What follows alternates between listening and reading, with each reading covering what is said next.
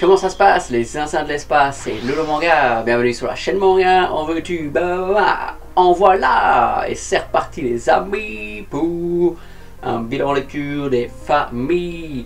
Et aujourd'hui on parle de notre cher ami Makoto Yukimura, auteur de Vinland Saga, auteur précédemment de Planète, édité chez Panini Manga. Une série qui était ressortie en triple tome, version un petit peu perfecte, de taille moyenne, qui compilait les 4 tomes d'origine qui étaient aussi sortis chez Panini Manga.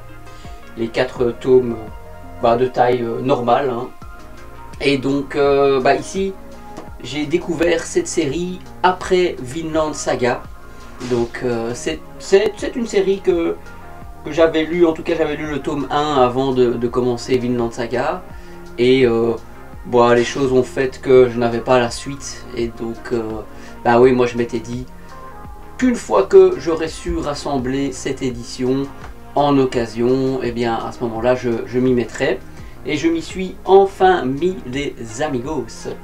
Et quel plaisir, ça a été une lecture quand même assez intense. Un tome par jour, donc on est sur du 1 tome et demi plutôt par jour, avec en plus une magnifique édition qui permet de profiter des magnifiques dessins de Makoto Yukimura, qui permet de profiter de l'espace, de tout ce qu'il nous propose en termes visuels. Mais on est aussi beaucoup sur la Terre. On va parler de plusieurs sujets dans ce Planète. Notamment la relation qu'on a aux autres, la famille, les amis, la solitude, la promiscuité, aussi un petit peu la découverte vu qu'on est dans le futur, on est un petit peu dans une fiction, une science-fiction où dans une centaine d'années la Terre est un petit peu condamnée par l'être humain. Vous savez, ce scénario qui revient quand même assez souvent, mais ce manga est de 2002, donc il reste aussi assez actuel, je trouve, dans le sens où on ne rend pas service à notre planète, on la détériore, on amenuise les ressources à notre disponibilité, ce qui fait que on doit un petit peu élargir nos horizons, on doit terraformer. Donc dans ce manga on est amené à découvrir la planète Mars, on est amené à découvrir un petit peu aussi la conquête de, je sais plus si c'est Vénus, je crois que c'est Saturne, pardon, avec ici Hashimaki, le personnage principal de ce manga. Je vais un petit peu prendre le tome, je vais vous mettre le tome 2 ici. De toute façon vous aurez plein de belles illustrations comme j'ai l'habitude de vous proposer, et des belles illustrations avec ce manga là, il y en a un paquet, ça je peux vous le garantir les amigos. Oui, Planète, ici voilà, je vais lire le synopsis très brièvement. L'avenir de l'humanité se trouve maintenant au cœur de l'espace, colonisant la Lune et repoussant les limites de l'exploration spatiale. Les habitants de la planète bleue n'ont jamais été aussi nombreux à sillonner le système solaire. Et oui, c'est le cas de le dire. Mais les missions de Yuri, Fi et Hachi sont loin d'être glorieuses. Ils doivent en effet ramasser les débris en orbite autour de la Terre et vivre un quotidien difficile. Cela n'est pas au goût du cadet de l'équipage qui rêve d'horizons plus lointains. Et donc voilà, le décor est posé. On a Hashimaki qui un petit peu est dans sa routine de ramassage de débris autour de la Terre, vu que il y en a un paquet. Il y a la pollution spatiale par l'être humain. Et il rêve de découverte, il rêve de conquête. Son père est un brillant ingénieur qui travaille déjà au sein de l'équipe, se préparant à se rendre vers Saturne, qui détient énormément de ressources qui pourraient un petit peu aider l'humanité, et aussi, on va pas se le cacher, faire son pesant de pesos. Il y a de quoi avoir beaucoup d'argent là-bas sur Saturne. Et on va suivre un petit peu sa vie, son évolution, mais pas que. On va suivre donc d'autres personnages. On va suivre Fi, qui est une mère de famille, donc qui fait des allers-retours entre l'espace et son domicile, avec tous les soucis que ça engendre.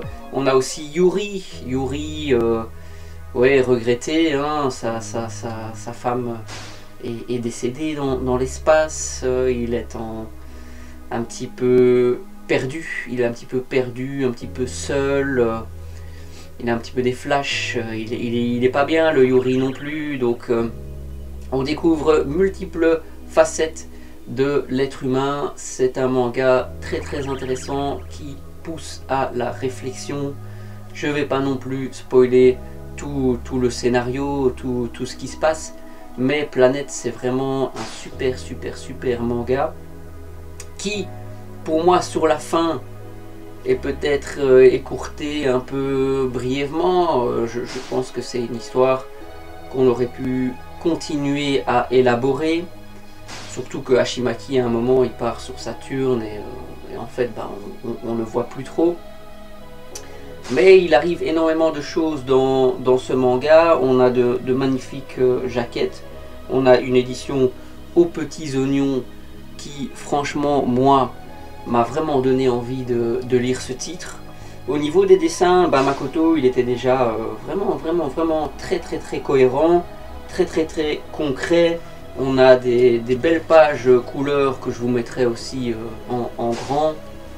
On a quelque chose vraiment d'assez incroyable et j'ai vraiment adoré cette lecture du début à la fin. C'est vrai que sur la fin, bon, on voit plus trop l'espace, hein, on est plutôt concentré sur des personnages sur Terre. Et ça c'est peut-être un petit peu le regret dans cette œuvre là, mais c'est vraiment minime par rapport à tout le reste qui est énoncé et à tout ce que ce manga il nous apporte, parce que Makoto Yukimura il ne se contente pas juste de faire un simple manga avec des combats, avec de l'action. Et il y a de l'action dans Planète, hein, ça je vous le garantis. Mais non, il nous raconte réellement des choses.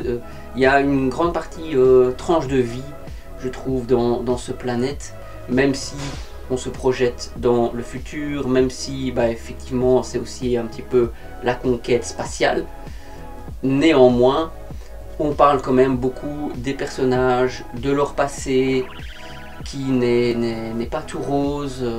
On aborde beaucoup de sujets, de société, de choses qui peuvent quand même être un petit peu actuelles, un petit peu liées à ce qui se passe de nos jours.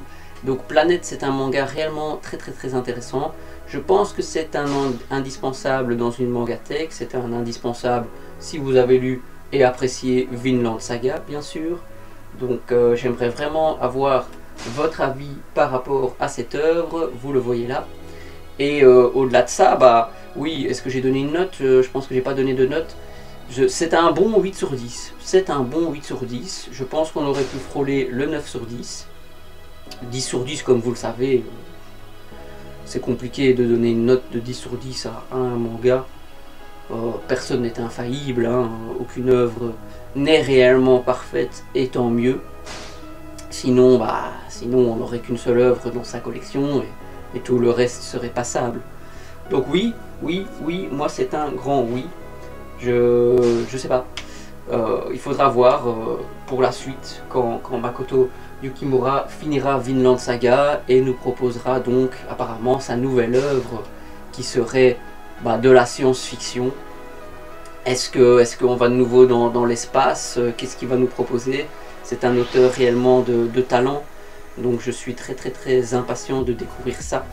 Donc si tu as aimé ce bilan lecture de Planète, un petit like la vidéo mon coco, un petit abonnement ça fait toujours plaisir, merci beaucoup et on se dit à la prochaine sur la chaîne Lolo Manga. Allez, ciao les gars.